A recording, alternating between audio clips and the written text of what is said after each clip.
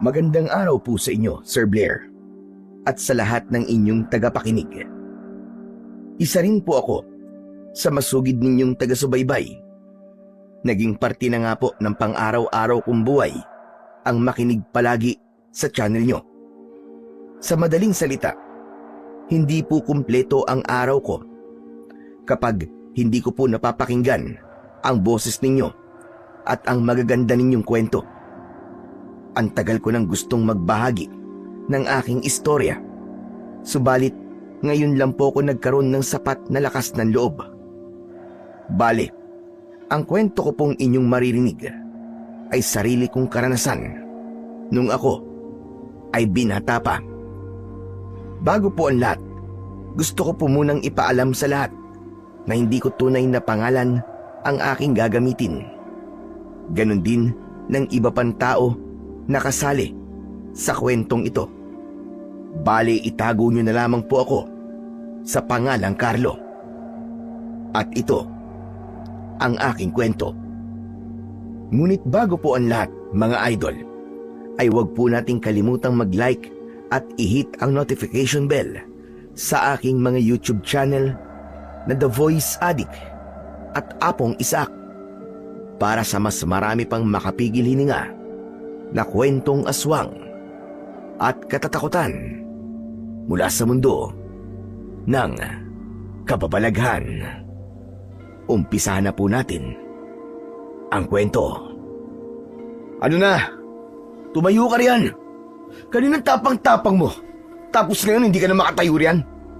Nakakadalawang suntok pa nga lang ako sa'yo eh. Hindi pa ako nagiinit. Para akong nag-aalborotong bulkan habang binibitiwan ang mga salitang yon. Kulang na lang ay sumabog na ako dahil sa tindi ng nararamdaman kong galit. Tahimik akong umiinom kanina sa loob ng isang resto bar nang bigla ba naman akong lapitan ng 3 lalaki at isa sa mga ito ang kumuha sa iniinom kong alak at ibinuhos sa akin. Yun ang dahilan kung bakit biglang dumilim ang paningin ko. Dumampot ako ng 2 bote at walang pag-aalinlangan ko yung inihampas sa ulo ng 2 nitong kasama. Kaagad na bumagsak ang mga ito at nawalan ng malay. Sunod kong hinarap ang mismong lalaking nagbuhos ng alak sa akin. 2 magkakasunod na suntok ang binitiwan ko sa mukha nito. Dahil doon, napaupo ito sa sahig at dumugo ang ilong at gilid ng labi. Kung tutuusin, ay kaya ko siyang patulugin sa isang suntok lang, pero hindi ko yung ginawa dahil gusto kong magkaroon pa ito ng pagkakataon na ipakita ang tapang nito para mas lalo akong ganahan. Subalit sa halip na tumayo para lumaban, nanatili itong nakahiga na siyang ikinainit lalo ng ulo ko. O ano? Ayaw mo talagang tumayo ha? Sige, bibigyan kita ng rason, hayop ka, para hindi ka na makatayo kahit kailan. Pagkasabi ko nun, ay lumapit ako sa lalaki at sinakal ko ito. Wala akong pakialam kung may mga nanonood sa akin. Nakita naman nila na hindi ako ang nagsimula. Carlo! Carlo, ano ba? Tama na yan!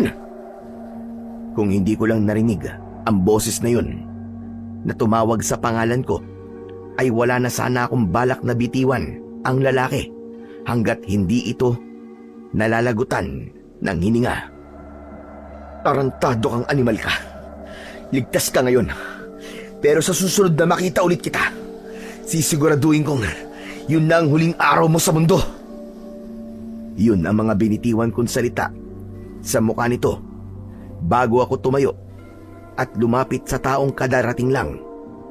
At yun ay walang iba kundi si Adolfo, ang aking ama.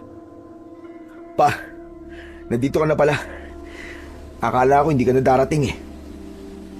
Hindi ko na natapos ang iba ko pang sasabihin dahil biglang dumapo ang kamao nito sa pisngi ko. Hindi ko yun inaasahan, kaya hindi ako nakailag. Balak pa sana nitong ulitin yun, subalit pinigilan nito ni Tita Helena. stepmother ko. Tama na! Tama na, Adolfo, ano ba? Hindi ito ang tamang lugar para pairalin mo ang init ng ulo mo. Mag-usap kayo ng maayos. Sigurado ako may dahilan si Carlo kung bakit niya ginawa ito. Hayaan niyo po siyang magalit. Wala rin naman silbi kahit magpaliwanag ako sa kanya. Tumahimik ka! Ang mabuti pa, ayusin mo tong gulong ginawa mo at umuwi ka na sa bahay ngayon din. Doon tayo mag-uusap. Yun ang mga katagang iniwanan nito bago naglakad palabas sa lugar na yon. Naiwan akong puno ng hinanakit ang mga mata habang sinusundan sila ng tingin. Matagal nang mainit ang dugo nito sa akin, pero ito ang unang beses na sinaktan niya ako at hindi ko yun matanggap. Masakit para sa akin na kaya niya akong saktan, samantalang ako hindi ko yung kayang gawin. Malaki pa rin ang respeto ko sa kanya kahit matagal nang hindi maayos ang relasyon namin dalawa. Bagamat nagdadalawang isip, nagdesisyon pa rin ako na sundin ang sinabi ng papa ko. Bago ako umalis sa lugar na yon, ay nag-iwan muna ako ng sapat na halaga bilang kabayaran sa perwisyong naidulot ko. Mula roon, nagmaneho ako ng mahigit kumulang 15 minutos bago narating ang tapat ng bahay namin. Pagbaba ko sa sasakyan, ay bigla akong binalot ng lungkot habang nakatingin sa pintuan. Noong panahong buhay pa si Mama, kapag alam niyang dumating na ako, ay kagad siyang tatakbo palabas at sasalubungin ako ng yakap. Isa sa dahilan kung bakit mas pinili kong umalis sa bahay na yon ay dahil gusto kong takasan ang lungkot na nararamdaman ko. Kahit saan sulok kasi ako tumingin, siya ang naaalala ko. 5 taon na ang nakalipas simula nang mawala siya, subalit nandito pa rin sa dibdib ko ang sakit. Hindi ko pa rin matanggap na wala na ang isa sa pinakamahalagang tao sa buhay ko. Nandito ka na pala, Carlo. Tara na sa loob. Hinihintay ka ng papa mo. Kung hindi ko pa narinig ang boses na yon ni Tita Helena, ay hindi ko mamamalayan na nakatayo pa rin pala ako sa labas. Walang imik na nilampasan ko lang siya at naglakad ako papasok. Sa sala ako dumiretso dahil alam kong naroon si Papa. Pagkalapit na pagkalapit ko sa kanya, ay kagad niya akong sinalubong ng suntok. Sa pangalawang pagkakataon, ay natamaan na naman ako sa muka. Kaya mo ba ako pinapunta ron, ha? Para ipahiya?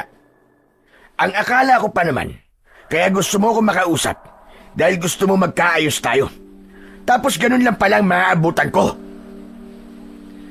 Pinunasan ko muna ang dugo na kumawala sa gilid ng labi ko bago ako nagsalita. Pa, hindi ako nagsimula ng gulo kung yun ang inaakala mo. Pero hindi ko ipapaliwanag kung ano nangyari. Alam ko namang ako pa rin ang lalabas na masama kahit na anong sabihin ko sa inyo. At kasalanan ko pa ngayon kung bakit ganyan ang tingin ko sa'yo. Ilang gulo na ba ang pinasok mo, ha? Ilang tao na ba ang nabugbog mo dahil dyan sa pagiging barumbado mo? Lahat na lang idinadaan mo sa init ng ulo. Gulo rito, away doon. Mapagsalitaan ka lamang ng hindi maganda, mananapak ka na. Masagi ka lang ng konti, parang gusto mo nang pumatay ng tao. Ganyan na lang ba palagi ang gagawin mo? Kung pinapunta niyo lang po ako rito para sermonan, mabuti pang umalis na lang ako. Ayan! Diyan ka magaling. Sa tuwing pinagsasabihan kita, wala ka ng ibang ginawa kundi ang umalis at talikuran ako. Ang hilig mong gumawa ng gulo, pero ayaw mong ipamumukha sa iyo ang pagkakamali mo. At dyan din naman kayo magaling sa pagpuna sa mga mali ko. Sa bagay, kailan ba ako may ginawang tama para sa inyo? Lahat naman ng gawin ko, puro mali sa paningin mo. Ni minsan ba, pinakinggan niyo ang mga paliwanag ko? Hindi naman, di ba? Huwag mo akong baligtarin dito, Carlo. Gusto kong itama mo ang mga pagkakamali mo. Dahil ayoko na habang buhay kang ganyan. Hindi ka na bata. 30 anyos ka na. Masama bang gustuin kong makita ka nagsisikap para sa sarili mo kaysa mabalitaan palagi na meron kang taong napa-ospital? Sabihin niyo na lahat ng gusto niyo sabihin. Wala akong pakialam. Hindi mo ba ako naiintindihan, ha, Carlo? Tumatanda na ako. May mga nararamdaman na ako sa katawan. Minsan nga gusto ko na lang matulog maghapon. Pero paano ko gagawin yon kung wala mag-aasikaso sa negosyong pinaghirapan ko? Dahil yung tao na dapat nakatuwang ko, mas pinili pang umalis at maghanap palagi ng gulo kaysa sa tulungan ako. Mas piniling umalis? Sa tingin nyo, bakit ako umalis? Umalis ako dahil pakiramdam ko mag-isa na lang ako. Simula nang mawala si Mama, ni minsan ba tinanong mo man lang ako kung kumusta ako? Hindi, di ba? Puro ka trabaho, trabaho, trabaho. Tapos isang araw nabalitaan ko na lang na may bago ka na pala. Sa tingin mo ba hindi masakit para sa akin yun, ha? 1 taon pa lang. 1 taon. Nagawa mo na kagad siyang palitan. At sa kaibigan pa talaga niya. Minsan tuloy hindi ko magawang mag-isip ng hindi maganda. Na baka dati na kayo may relasyon. At matagal nyo nang niloloko si Mama. Isa na namang malakas na suntok ang nagpatumba sa akin. Tumama yun sa kanan kong pisngi. Wag mo akong pagsasalita ng ganyan, ha? Dahil hindi mo alam ang mga pinagdaanan ko nung nawala ang mama mo. Halos isubsob ko ang sarili ko sa trabaho para lang malibang at hindi ko maramdaman ang sakit. Kung totoo yung sinasabi mo, bakit ganun kabilis mo lang siya pinalitan? At bakit sa kaibigan pa niya mismo? Ano ba nakita mo sa babaeng yan? Para ipagpalit si Mama ng ganun-ganun na lang. Ayusin mo ang pananalita mo, Carlo. Huwag mong binabastos ang tita Helena mo. Tinatanong mo kung bakit siya. Dahil siyang dumamay sa akin noong mga panahong nagluluksa ako. Kung ganun, mas mabuti pa pala kayo dahil nakahanap kayo ng dadamay sa inyo. Samantalang ako hanggang ngayon, mag-isa ko pa rin hinaharap ang lungkot at sakit. Tama na yan. Tama na. Ano ba naman kayo mag-ama? Sa tingin niyo ba ay matutuwa si Glenda kapag nakita niya kayo nag-aaway? Baka mamaya niya na bumangon pa sa hukay yun para lang pagbatiin kayong dalawa. Adolfo, pakinggan mo muna ang paliwanag ni Carlo bago ka magalit sa kanya. At ikaw naman, Carlo, huwag mong sabihin na mag-isa ka na lang. Nandito kami ng papa mo. Pwede ka naman bumalik dito kahit na anong oras. Hindi na kailangan. Sanay na akong mag-isa. Kung wala na kayong sasabihin, aalis na ako. Hindi ka aalis hanggat hindi ko sinasabi. Naudlot ang gagawin ko sanang pagtalikod dahil sa sigaw na yun ni Papa. Tumingin ako sa kanya at sinalubong ang galit niyang mga mata. Aalis ako kung gusto ko at wala ka magagawa. Talaga bang matigas ka, ha? Tignan natin ang tapang mo. Sige, umalis ka. Pero itong tatandaan mo, sa oras na lumabas ka sa pamamahay na ito, kakalimutan ko ng anak kita. Alam mo ba kung anong ibig ko sabihin? Ibig ko sabihin, wala ka nang makukuha sa akin, kahit ni singkong duling. Sa halip na mabahala sa sinabi nitong yun, ay napailing na lang ako. Kasunod nun, ay dinukot ko ang susi ng kotse sa bulsa ng suot kong pantalon at inihagis yun sa harapan nito. Matagal mo nang ipinaramdam sa akin na wala akong ama. Kaya gawin mo kung anong gusto mong gawin. Wala akong pakialam. Pagkasabi ko nun, ay walang lingon akong naglakad palabas ng bahay. Sumakay na ako ng taxi, pauwi sa tinutuluyan kong apartment. Iniwan ko na ang kotseng dala ko kanina. Sa kanya kasi galing yun. Bigay niya nung ika-21st birthday ko. Nang makauwi ako, ay saka ko na lang naramdaman ang tama ng alak na ininom ko. Pagdantay ng likod ko sa higaan, ay agad akong nakatulog. Kinabukasan, maaga akong gumising para maligo at mag-empake. Bala kong pumunta sa Bicol kay Lolo Ambo, tatay ni Mama. Pupunta ko ron para magpalamig ng ulo at para makapag-isip-isip na rin. Babalik na lang ako kapag handa na akong harapin ulit si Papa. Sa ngayon, magpapakalayo-layo muna ako nang hindi niya nalalaman. Bago sumapit ang 8:00, ay nasa sakayan na ako ng bus papuntang Bicol. Wala pang ganong pasahero sa loob ng bus na sinakyan ko, kaya ilang minuto pa akong naghintay. Yun ang unang beses na sumakay ako sa pampublikong transportasyon, kaya hindi ako sanay. Naging kainip-inip sa akin ang bawat pagpatak ng minuto. Nang hindi makatiis, ay tinawag ko ang konduktor at tinanong kung pwedeng bayaran ko na lang ang mga bakanting upuan para makaalis na kami. Hindi ko naman intensyon na magmukhang mayabang. Sadyang ayaw ko lang maghintay pa ng matagal. Kinausap muna ng konduktor ang driver at nang pumayag ay kagad akong nagbayad. Makalipas ang ilang segundo ay nagsimula na kaming umusad. Alam kong aabutin ng ilang oras ang biyahe, kaya naman nagdesisyon akong umidlip na muna. Dahil may hangover pa, kaagad akong hinila ng antok. Hindi ko alam kung ilang oras akong nakatulog. Basta nagising na lang ako dahil naramdaman kong bigla kaming huminto. Ilang sandali pa, 2 holdapper ang nakita kong pumasok. Parehong may hawak na patalim ang mga ito. Napailing na lang ako dahil sa isiping mukhang mapapasabak na naman ako. Ito ang hindi alam ni Papa. Ang akala niya, ako ang naghahanap ng away. Ang hindi niya alam, gulo ang lumalapit sa akin. Lahat ng gusot na kinasangkutan ko, hindi ako ang nagsisimula.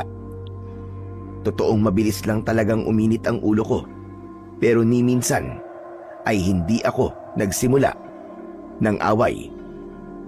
Sa kabila ng tensyon na namuo sa loob ng bus, nanatili pa rin akong kalmado habang pinanonood kung paano nila takutin ang ibang pasahero para magbigay ng pera. Nang hindi ko na matiis ang pananakot ng dalawa, ay inagaw ko ang kanilang atensyon. Hoy, mga kunehong ampaw! Ang lalaki ng mga katawan nyo. Ang babatugan nyo magbarat ng buto. Hindi na ba kayo nahihiya? Nang marinig ng dalawa ang sinabi kong yon, ay isa sa mga ito ang lumapit at itinutok sa akin ang hawak na patalim. Sa halip na makaramdam ng takot, ngumisi lang ako. Halatang nainis ang lalaki. Inambahan ako nito ng saksak, subalit bago pa man dumantay sa katawan ko ang talim nun, ay mabilis ko nang nahawakan ng braso at kamay nito at pinilipit yun.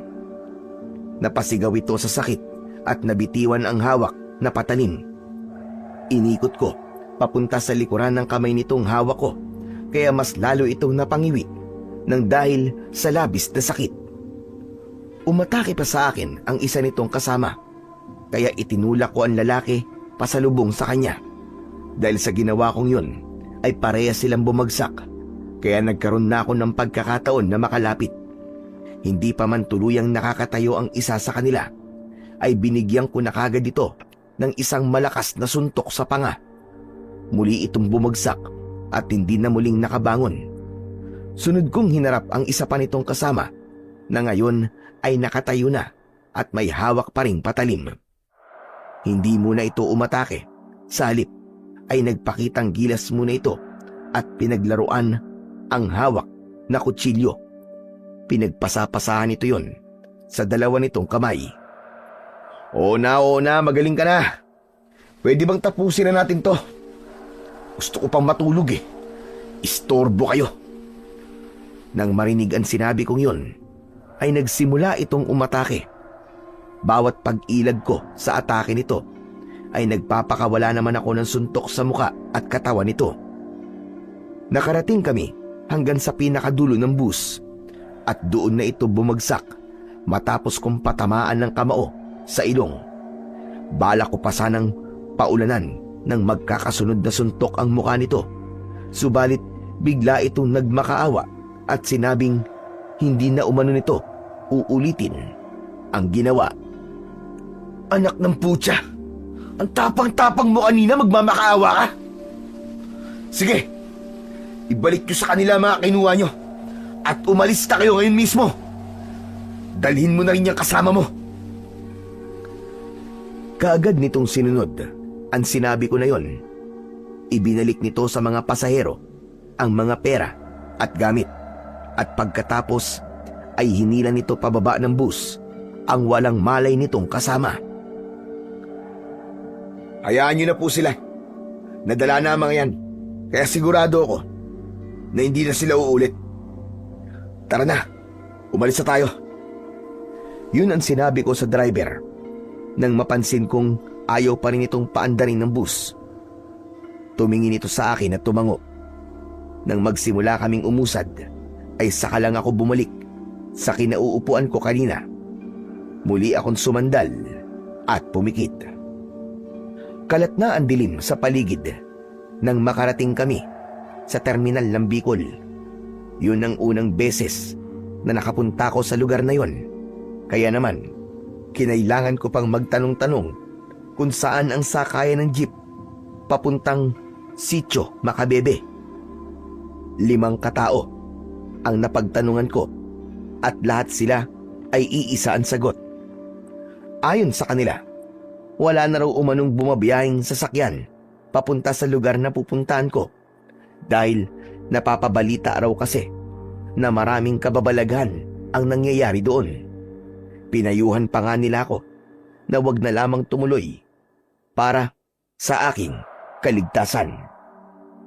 Bagamat hindi naniniwala, wala akong mapagpilian kung hindi ang maghintay muna sa terminal at nagbabaka sakali na baka may masakyan. Naging nakakabagot sa akin ang pagtakbo ng bawat minuto dahil bukod sa tahimik ay halos wala na rin akong makitang tao sa paligid, maliban na lamang sa isang babaeng nakaupo sa gilid mismo ng kalsada. Nakayuko ang ulo nito at halatang umiiyak dahil yumuyug-yug-yug ang balikat. Para bang may sariling isip ang mga binti ko dahil natagpuan ko na lamang ang aking sarili na naglalakad papalapit sa kanya. Miss, excuse me. Ayos ka lang ba? Halatang hindi inaasahan ng babae ang presensya kong yon dahil napansin kong natigilan ito sa pag-iyak. Maya-maya pa ay pinunasan muna nito ang mga luha bago nag-angat ng muka. Ikaw pala? Ako naman ang natigilan dahil sa sinabi nitong yon. Nakapagtatakang kilala niya ako, samantalang sigurado ko na yun ang unang beses naming pagkikita. Teka, kilala mo ko? Hindi, pero isa ako sa mga pasaherong iniligtas mo kanina sa kamay ng mga hold-upper. Ganun ba? Akala ko naman kilala mo ako. Kaya nagtataka ako eh. Maraming salamat nga pala sa ginawa mo kanina ha. Naibalik ang mga ninakaw sa amin dahil sa'yo. Ang akala ko talaga ay matatangay na nila ang sahod kong 1 taon kong pinagpaguran. Buti na lang at hindi yun nangyari. Kaya salamat talaga sa'yo. Kung sino ka man. Wala yun. Maliit na bagay. Kahit sino naman siguro, gagawin din ang ginawa ko eh. Yung ginawa mo sa kanila kanina, kung tutusin, kulang pa nga yun eh. Kung naging lalaki lang ako, nako, bugbog sarado talaga sa akin ang mga batugan na yun. Baka dila lang nilang walang latay. Kaya, pasalamat talaga sila at naging babae ako. Nang mga sandaling yon, hindi ko alam kung maaawa pa rin ako sa babae o matatawa. Hindi ko kasi inaasahan na madaldal pala ito. Ah, mabuti na lang pala at naging babae ka, no? Dahil kung hindi, baka mamaya yan mas basagulero ka pa sa akin. Teka, ibig mo sabihin basagulero ka? Ah, hindi. Pero lapitin kasi ako ng gulo. Kaya yun, madalas ako mapasabak. Ibig sabihin, sanay na sanay ka pala sa mga bakbakan. Kaya palang galing makipaglaban kanina. Ah, hindi naman. Medyo marunong lang. Ah, siya nga pala. Bakit ka ba umiiyak? Biglang naglaho ang masayang aura ng babae matapos nitong marinig ang tanong ko. Pasensya ka na, miss, kung natanong ko. Baka iniisip mo masyado akong feeling close sa'yo, ha? Okay lang, kalimutan mo na lang yun. Huwag mo na lang sagutin. Nag-aalala kasi ako sa nanay ko. Pagkasabi nito nun, ay muli na naman itong humikbi. Miss, pwede ko bang malaman kung ano nangyari sa kanya? Hindi ko alam eh. 3 buwan na kaming walang komunikasyon. Hindi ko alam kung bakit bigla na lang niyang hindi sinasagot ang mga tawag at text ko. Wala ba siyang nabanggit sa'yo na kahit na ano, bago siya hindi nagparamdam? Wala eh. Kaya nga sobra na ako nag-aalala sa kanya. Malapit lang ba rito ang bahay niyo? Gusto mo ba na samahan kita? Gabi na eh. Baka mamaya niyan, may makasalubong kang siraulo sa daan. Yan nga ang isa ko pang problema. Wala akong masakyan papunta sa amin. Sinasabi nila na wala na raw bumabiyahing sasakyan papuntang Sitio Macabebe. Ha? Sitio Macabebe baka mo? Aba, dun rin ako papunta eh. Oo, taga dun ako. Teka, huwag mo sabihin na dun ka rin pupunta. Ganun na nga. Kaso sabi nga sa akin ng mga napagtanungan ko, wala na raw bumabiyahing sasakyan papunta ron. Sigurado ka ba dun ka pupunta? Doon ako ipinanganak at lumaki. Halos lahat ng tao ron ay kilala ko. Pero ikaw, ngayon lang kita nakita. Kasi hindi naman ako taga ron. Dadalawin ko lang ang lolo ko. Baka kilala mo siya. Ambo ang pangalan niya. May kilala akong Ambo ang pangalan. Pero hindi ako sigurado kung pareho tayo ng Ambo na tinutukoy. Sa bagay, baka nga magkapangalan lang. Pero teka, miss, hindi ba taga ron ka? Dati pa ba na wala talagang bumabiyahing sasakyan papunta sa inyo? Hindi ah.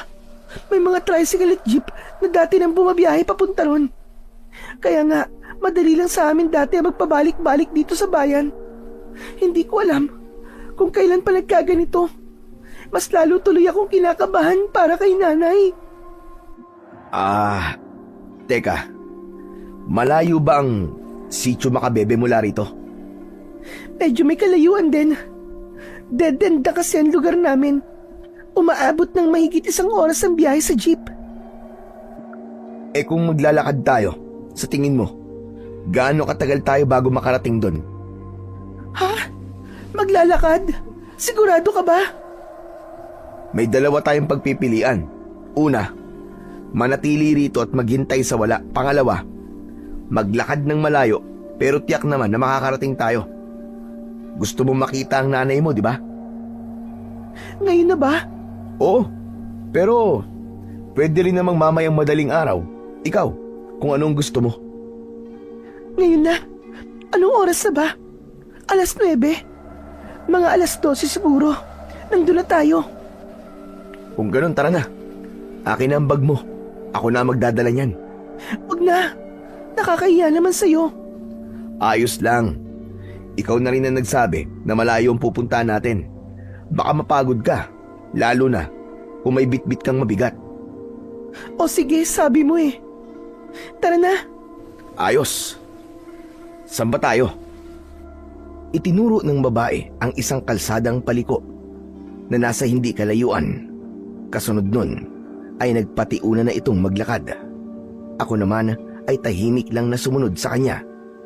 Makalipas ang mahigit kalahating oras na paglalakad, ay niyaya ko muna siyang magpahinga saglit. Rinig ko kasi na hinihingal na siya. Teka. Pahinga muna tayo kahit 5 minuto lang. Nakakapagod maglakad eh. Lubak-lubak kasi ang daan. Oo nga eh. Ano, ayos ka lang ba? Oo naman. Ikaw nga ang hindi mukhang okay. Hingal na hingal ka na eh. Kaya mo pa ba? Magsisinungaling ako kung sasabihin kong hindi ako hinihingal sa pagod.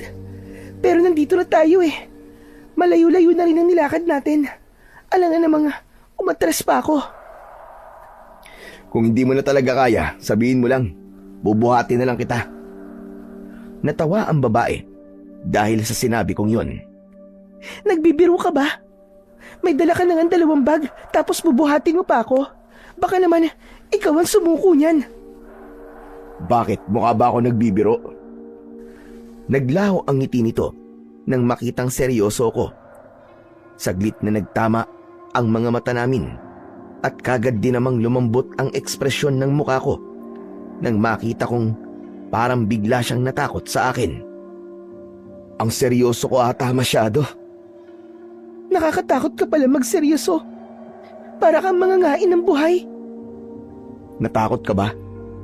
Pasensya na ha. Medyo lang naman.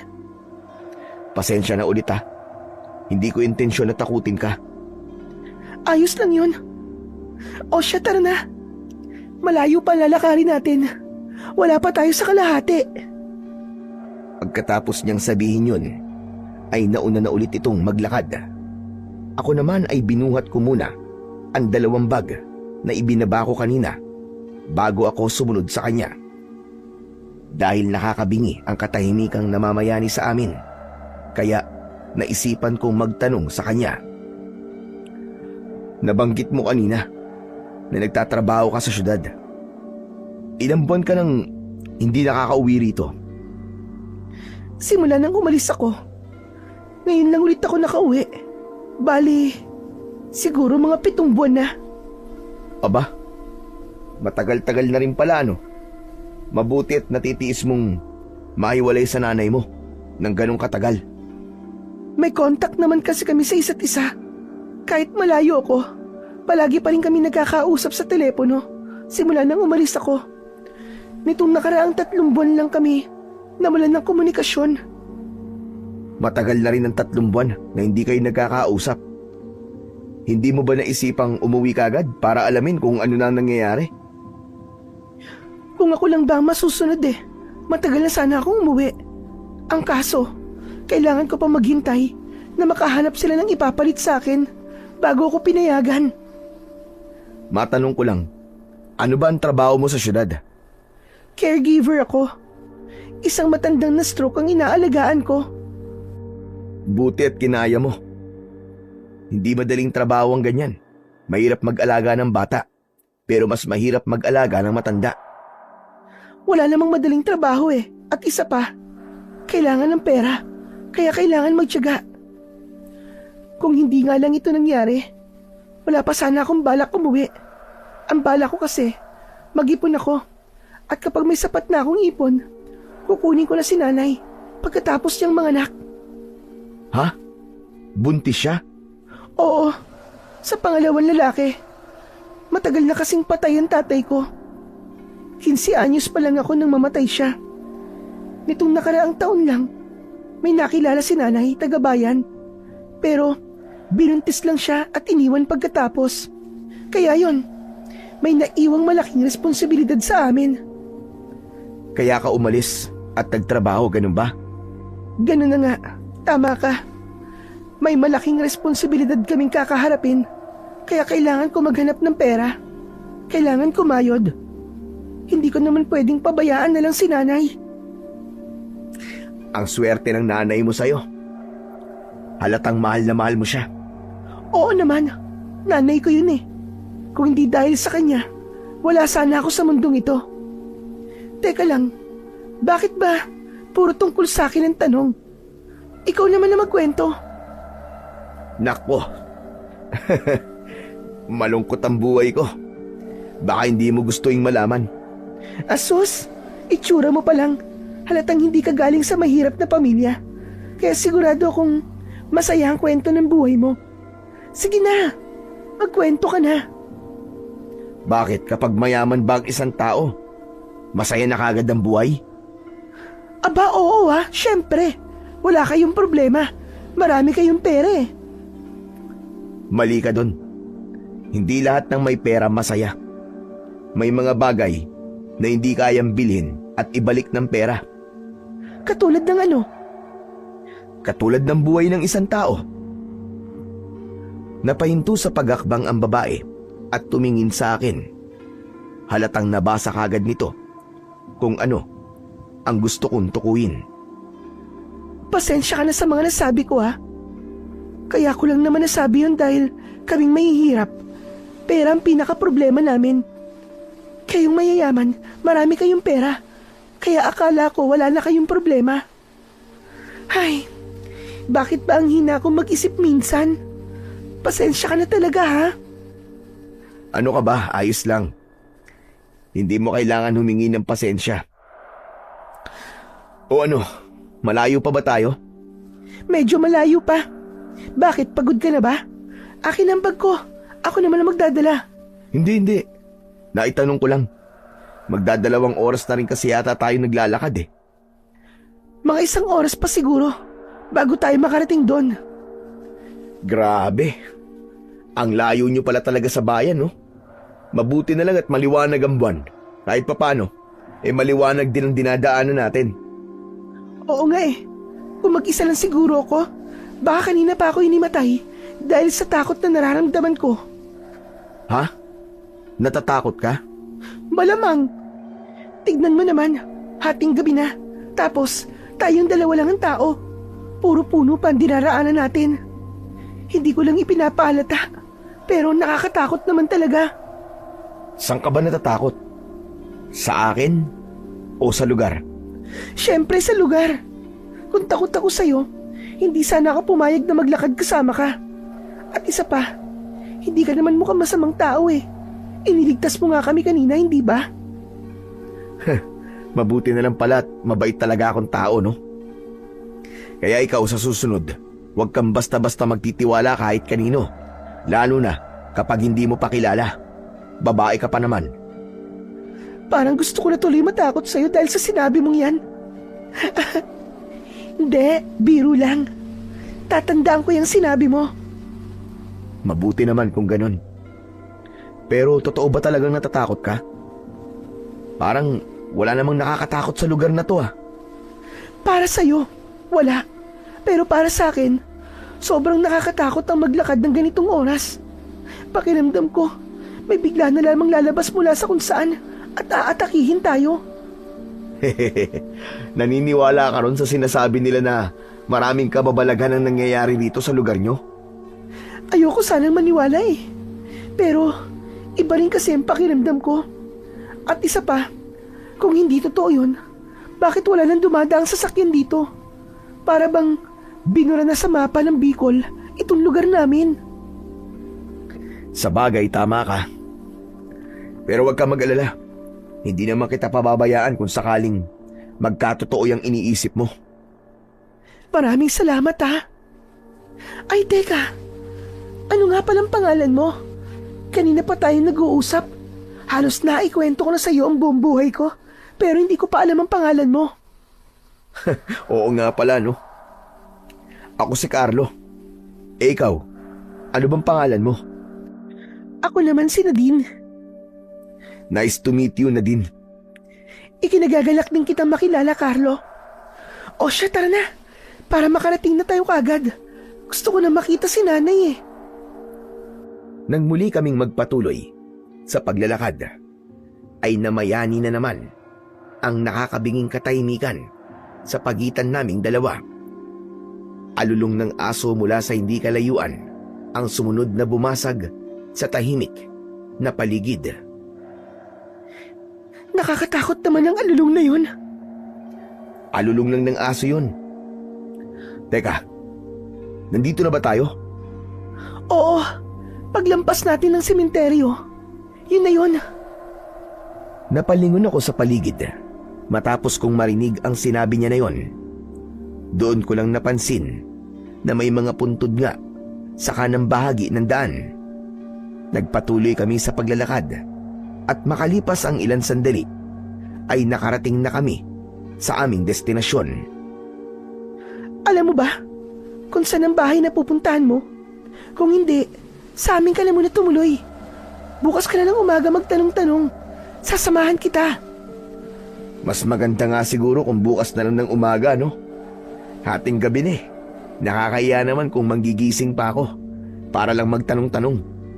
Yun na nga eh. Kaya sa bahay ka na muna magpalipas ng gabi. O sige. Salamat. Naglakad ulit kami ng mga 3 minuto bago kami huminto sa tapat ng isang bahay na yari sa pawid. Sunod-sunod na kumatok si Nadine. Subalit nang walang sumagot mula sa loob, ay kusa na nitong binuksan ang pinto. Madilim sa loob nang pumasok kami at halos wala kaming maaninag. Nay? Nay, ako to. Nasaan ka? Wala yatang tao na din ah. Sigurado ka bang bahay niyo to? Oo naman, dito ako lumaki.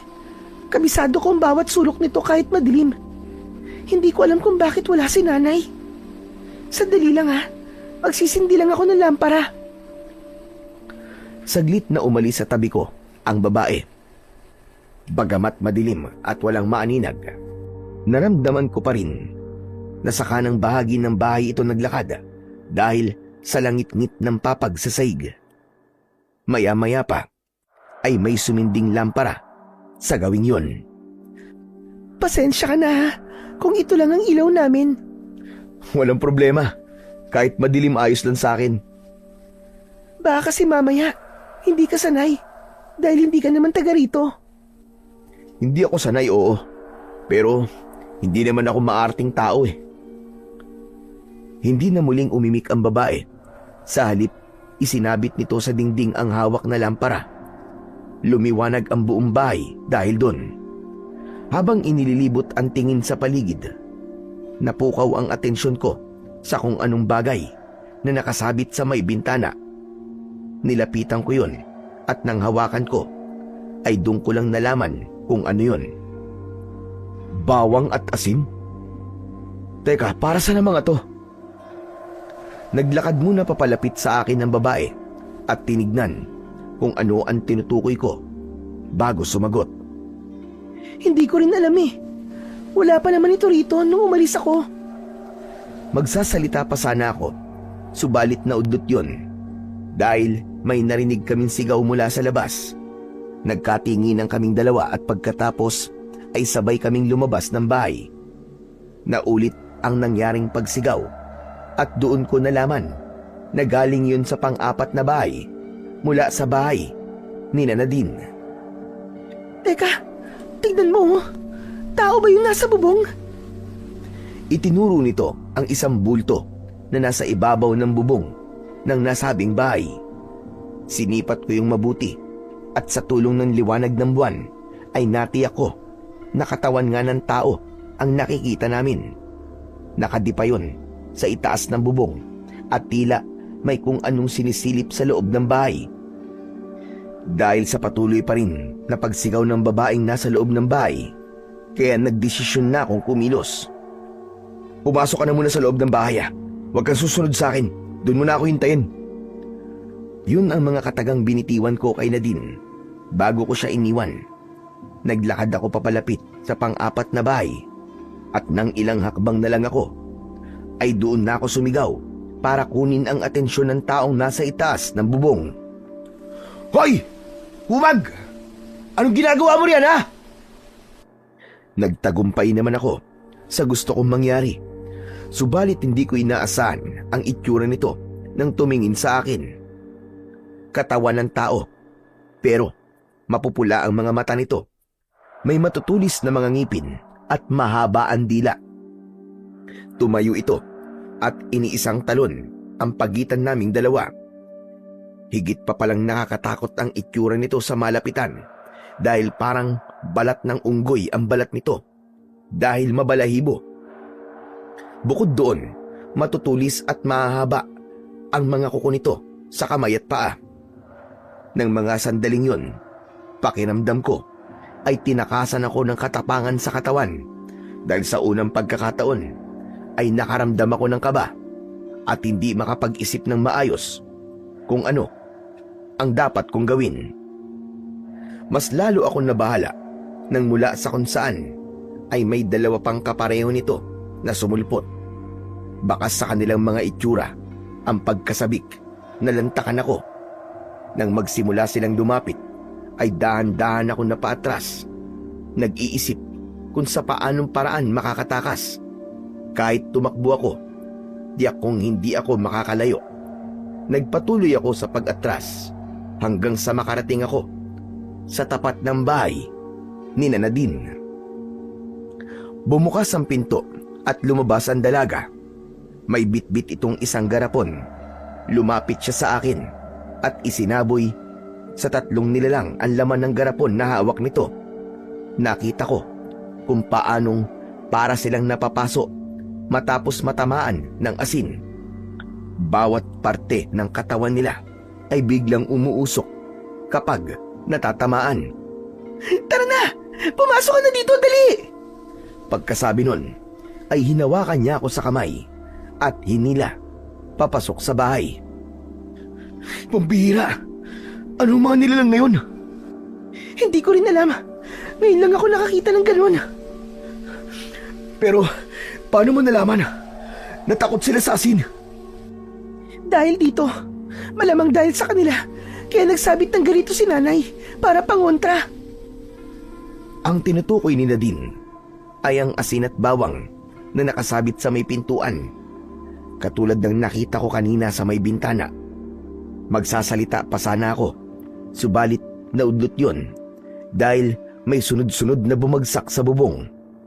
Kasunod nun, matutulis na mga kuko ang nakita naming tumagos doon at pilit na sinisira ang pawid. Halata sa kilos ng mga ito ang pagiging agresibo na sirain ang bubungan para makapasok. Mukhang hindi sila aalis. Anong gagawin natin? Nakapagtataka. Kanina, halos ayaw nila akong atakihin. Pero matapos mo silang sabuyan ng asin, bigla silang naging agresibo. Hindi ko alam kung tama ang hinala ko. Pero sa tingin ko, hinintay lang nila na tayo ang unang umatake. Ano nang gagawin natin? Wala na kaming asin. Ubus na. Hindi asin ang kailangan natin. May armas ka ba rito? Armas?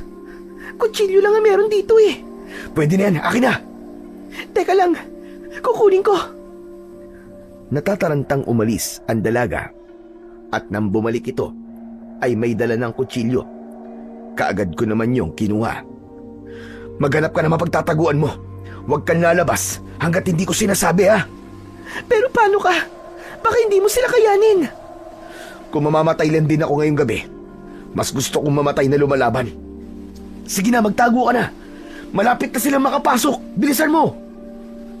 Nang umalis na si Nadine para magtago, ay isa-isa kong kinuha ang mga bawang at asin na nakasabit. Nilapitan ko rin ang lamparang nakasindi at pinatay yun. Pumwesto ko sa isang sulok at hinintay silang makapasok. Nang magtagumpay silang matuklap ang bubong ng bahay, ay biglang nagkaroon ng liwanag sa loob dahil pumasok naman ang sinag ng maliwanag na buwan. Sabay-sabay tumalon papasok ang 3 halimaw at nang makita ko ay kagad kong inihagis sa kanila ang hawak kong bawang at asin. Pagkatapos nun ay tumakbo ako papunta sa madilim na parte ng bahay at doon ko sila hinarap. Hindi ako umatake. Hinintay ko lang kung sino ang lalapit. Tsaka ko iwinasiwas ang hawak kong patalim. Isa sa mga ito ang nagtagumpay na masunggaban ako sa kaliwang braso ko, kaya napangiwi ako sa sakit. Para makawala, binitiwan ko ang hawak kong patalim at sinalo ko yun gamit ang isa kong kamay. Nang mahawakan ng armas, ay wala akong inaksayang sandali. Kaagad ko yung itinarak sa liig nito. Makalipas ang ilang segundo, ay bumagsak na kagad ito sa saig. Matapos makita ang nangyari sa kanilang kasama, ay mas lalong naging agresibo ang dalawa pang natitirang halimaw. Sabay na umatake ang mga ito sa akin. Nasunggaban ako ng isa sa leeg na siyang ikinatumba ko. Gayunpaman, hindi pa rin ako nagpatinag. Pinagsasasaksak ko ito sa tagiliran. Nang tangkain itong lumayo, ay iniyakap ko rito ang braso kong sugatan. Ginawa ko yun para hindi ito makawala sa ginagawa kong pagsaksak sa tagiliran nito. Nang bumagsak ang ulo nito sa leeg ko, ay saka lang ako tumigil. Hindi pa man nakakabawi sa sakit, ay naramdaman kong may kumagat sa kanang kong binti at hinila ako. Muli akong napangiwi dahil sa panibagong sakit na naramdaman ko. Ang ginawa ko, pilit kong iniangat ang kalahati ng katawan ko, at nang saktong abot na ng kamay ko ang halimaw, ay paulit-ulit ko itong sinaksak sa likod hanggang sa manghina at bumagsak. Nang matiyak kong wala na itong buhay, ay saka ko lang ibinagsak ang likod ko sa saig at pumikit. Carlo! Carlo! Pagamat narinig ko ang sigaw na yon ni Nadine, ay nanatili akong nakapikit. Kahit nang maramdaman kong nilapitan niya ako, ay hindi pa rin ako dumilat. Carlo! Hoy, Carlo! Carlo, gumising ka!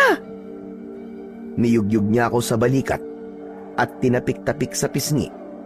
Pero nanatili pa rin akong nakapikit. Pinigilan ko rin na wag huminga nang idikit niya ang tenga niya sa dibdib ko. Carlo! Carlo, ano ba gising? Carlo, gumising ka! Gising! Nang marinig ko na parang pumipiyok na ang boses ng dalaga, ay saka lang ako dumilat. Nagulat pa ito nang makitang gising na ako. Hindi ko tuloy napigilang matawa. Kaagad naman akong napaaray matapos nitong pisilin ang balikat kong may sugat. Nakakatawa ba yun, ha? Nakakatawa ba yun? Aray ko naman! Aray ko! Nakaligtas nga ako sa mga yun. Pero mukhang sa kamay mo naman ako mamamatay, pambira ka, oo. Eh, ikaw eh. Kita na nga nag-aalala yung tao at tawanan mo pa. Nagawa mo pa talagang magpatay-patayan. Parang masaya ka pa sa ginawa mo, no? Masaya nga ako. Dahil ngayon lang ako nakontento sa isang laban.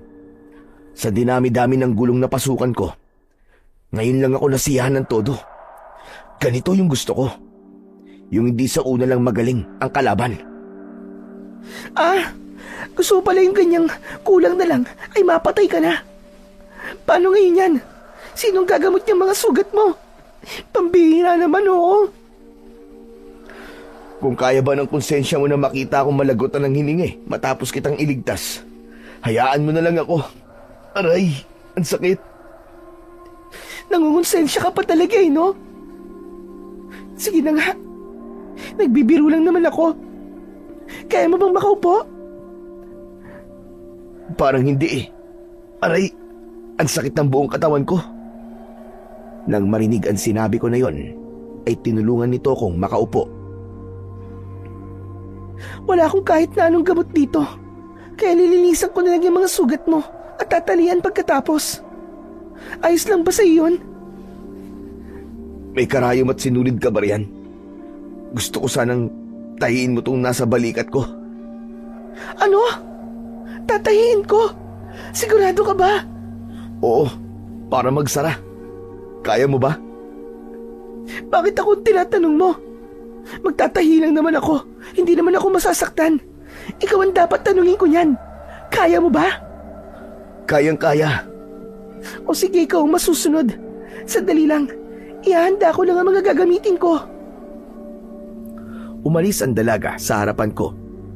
At saglit na naging abala sa paghahanda ng mga gagamitin nito sa panggagamot sa mga sugat ko. Makalipas ang ilang minuto, bumalik ito sa tabi ko. Nagsindi muna ito ng lampara at inilagay yon sa tabi ko bago sinimulang linisin ang sugat ko.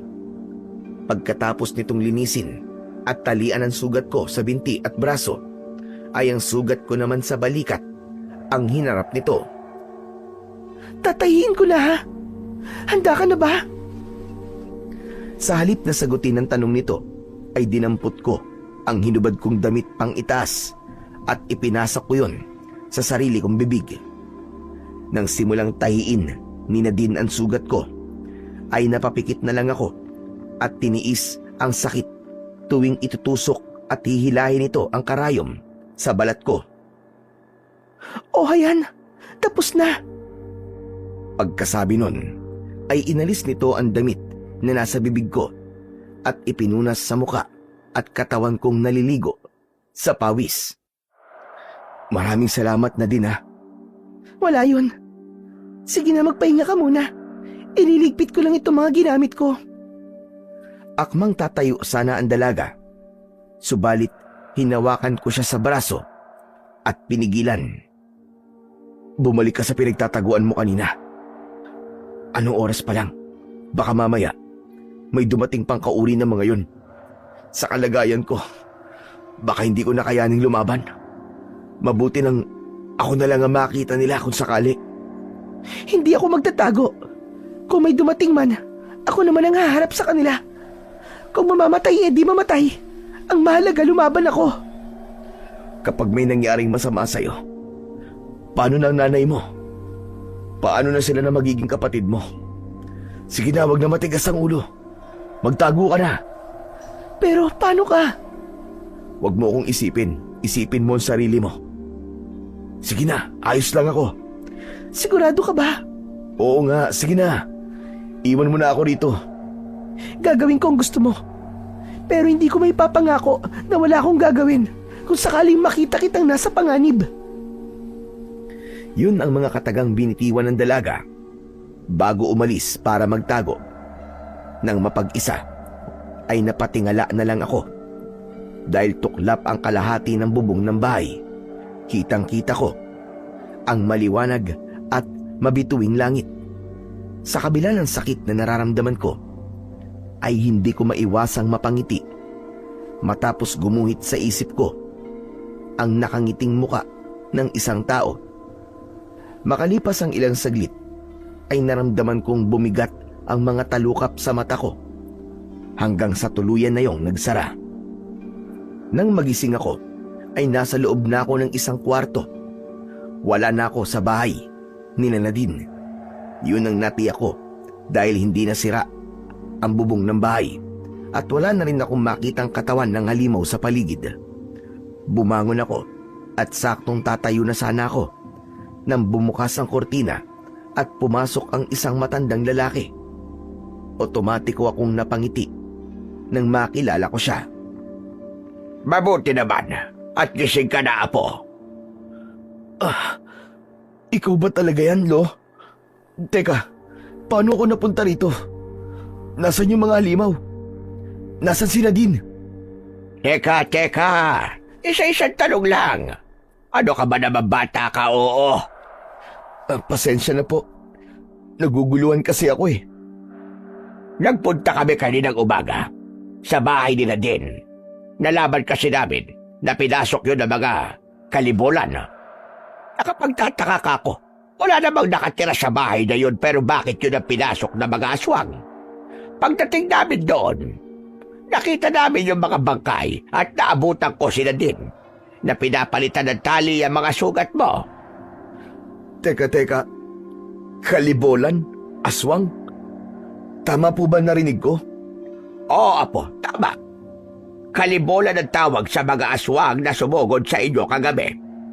Tuwing kabilugan ng buwan, nambubulabog sila rito at walang awang ng bibiktima. Mga bata at buntis ang gustong-gusto nila biktimahin. Ibig sabihin, may mga nabiktima na po sila rito? Abay, oo. Marami-rami na rin. Tuwing kabilugan ng buwan, hindi lang iisang tao ang binabawian nila ng buhay. Sa loob ng 4 na buwan nilang pambubulabog dito, mahigit 10 tao na ang nabiktima nila. Ganun na karami? Wala po ba kayong ginagawa para pigilan sila? Hindi po kayo lumalaban? Marami nang nagtangka. Pero lahat ng naglakas ng loob na lumaban ay nabigulan din. Kaya sa ngayon, tanging dasal na lang ang ginagawa namin tuwing sasapit ang kabilugan ng buwan. Bakit hindi na lang po kayo umalis sa lugar na to at lumipat? Kung delikado pala rito. Marami na ang umalis. Pero marami rin ang katulad ko na hindi kayang iwan ang lugar na ito. Karamihan sa amin dito, ipinanganak at dito nagkapamilya. Kaya hindi madali na basta na lamang umalis. At isa pa, nandito ang pananim namin. Pero buhay niyo na po ang nanganganib, Lo. Hindi pa ba sapat na dahilan yun para iwan niyo po ang lugar na ito? Carlo Apo, maliban sa nanay mo, dito nakalibing lahat ng mahal ko sa buhay. Kaya kung may lugar man ako gugustuhin manatili hanggang sa mamatay ako, ito ang lugar na yon. Lo, hindi ko po ba kayo mapipilit kung yayayain ko po kayong sumama sa akin pabalik ng syudad? Patawad, Apo. Dito pa rin ako nakakaramdam ng kapayapaan sa kabila ng pambubulabog ng mga kalibolan. Saan po ba galing ang mga kalibolan na yun, Lo? Ang tagal niyo na pong nakatira rito, bakit ngayon lang po sila sumulpot? Ang mga kalibolan ay aswang na nakatira sa pusod ng mga kagubatan o bundok. Matagal na panahon na silang nabubuhay sa pamamagitan ng pambibiktima ng mga hayop na nakatira sa gubat. Kung matagal na po silang panahon na nabubuhay sa pagkain ng hayop, bakit bigla po silang lumabas para mambiktima ng mga tao? Dahil wala na silang makitang hayop sa gubat. Halika, may ipapakita ko sa iyo, Apo. Pagkasabi nun, ay tumayo ang matanda at naglakad papalapit sa nakabukas na bintana. Pinilit ko namang tumayo at lumapit sa kanya. Nakikita mo ba yon? Isa yan sa pinakamalawak na gubat dito sa Bicol.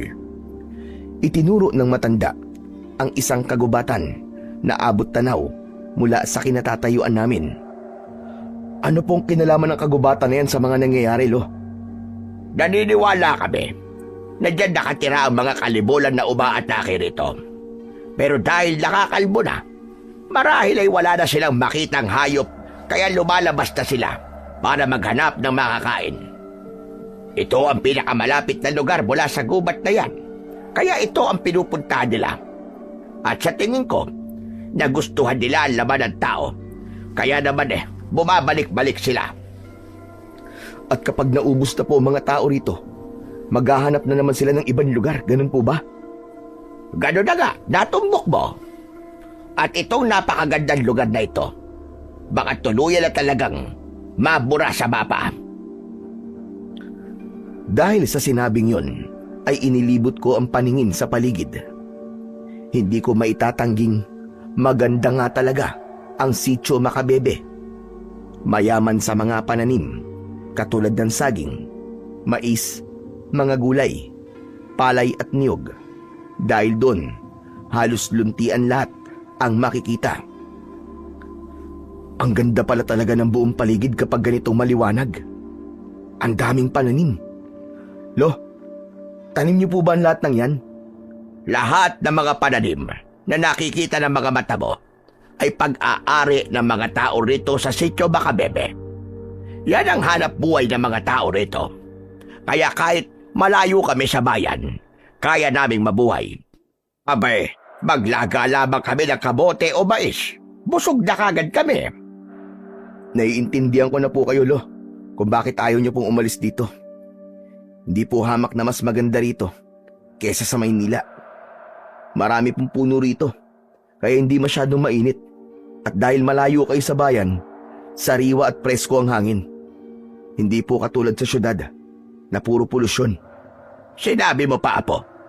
Kung hindi nga lang sumulpot ang mga kalibolan, aba, hanggang ngayon sana, sa amin pa rin nag-aangkat ng gulay ang mga tagabayan. Simula kasi nang mabalitaan nila na may mga kababalaghang nangyayari dito sa amin, marami na ang natakot na magpunta rito. Yun na nga po ang dahilan kung bakit naglakad po kami ni Nadine mula bayan papunta rito. Wala kasi kami masakyan eh. Ay, oo nga pala no. Nasaan po pala si Nadine? Nakita na po ba niya ang nanay niya? Nasa sementeryo pa rin siya hanggang ngayon. Sementeryo? Bakit po? Ano pong ginagawa niya ron? Binuntahan niya ang puntod ng nanay niya.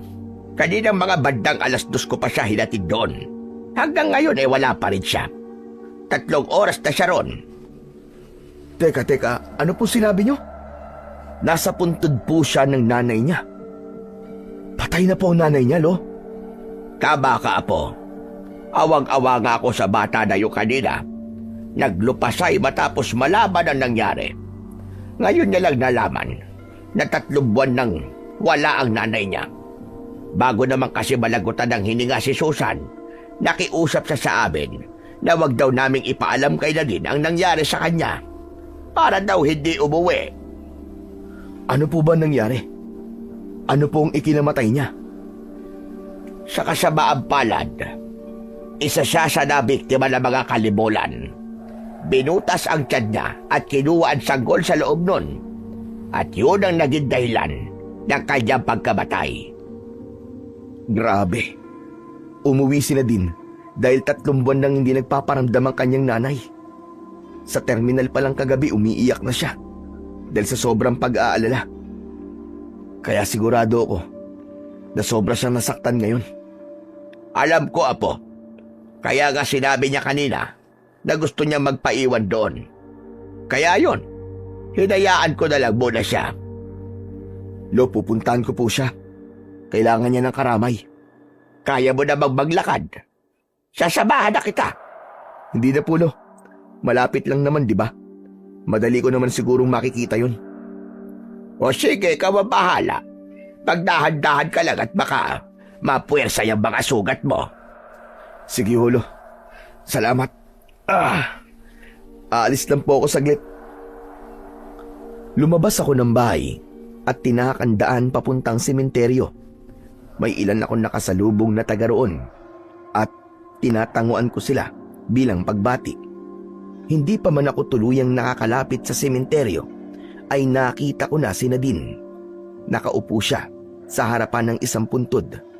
Binilisan ko ang paglalakad at nang ilang hakbang na lang ang layo ko sa kanya ay narinig kong humihikbi siya. Nagpatuloy ako sa paglapit at huminto nang nasa tabi niya na ako. Nadine, nakikiramay ako. Nagpunas muna siya ng luha bago tumingin sa akin. Mabuti naman at nagising ka na. Kumusta na ang pakiramdam mo? Yung mga sugat mo, masakit pa ba? Ayos lang ako. Masakit ang mga sugat ko pero alam kong baliwala ito kumpara sa sakit na nararamdaman mo ngayon. Hindi ka dapat muna nagkikikilos eh. Baka dumugo yung mga sugat mo. Ang mabuti pa bumalik ka na ulit doon. Kailangan mo pa magpahinga. Kung itinataboy mo ako dahil ayaw mong makita ko na umiiyak ka, mas lalong hindi ako aalis. Nandito ako para damayan ka, Nadine. Nawalan na rin ako ng magulang, kaya alam ko kung ano ang pinagdaraanan mo ngayon. Kung kailangan mo na mapagbubuntungan ng sakit, nandito ako. Hindi umimik ang dalaga. Nanatili lang itong nakatitig sa puntod na nasa harapan nito. Makalipas ang ilang segundo, ay nagsimula itong humikbi hanggang sa tuluyang humagulgol. Umupo ako sa tabi niya at kinabig siya pasandal sa balikat ko. Halos kalahating minuto rin kaming nasa ganong posisyon bago siya lumayo sa akin at umayos ng upo. Salamat, Carlo. Nabasa tuloy ang damit mo. Walang problema. Ano, kumusta? Nabawasan na ba ang bigat sa dibdib mo? Oo, hindi na katulad kanina na para bang sasabog na ako. Salamat ulit ah. Walang anuman. Ano yan? Anong laman yan? Ang tinutukoy ko ay ang maliit na bag na nakaibabaw sa puntod ng nanay niya. Kinuha nito yon at binuksan. Damit, medyas, bote, at sombrero na para sa sanggol ang nakita kong laman nun.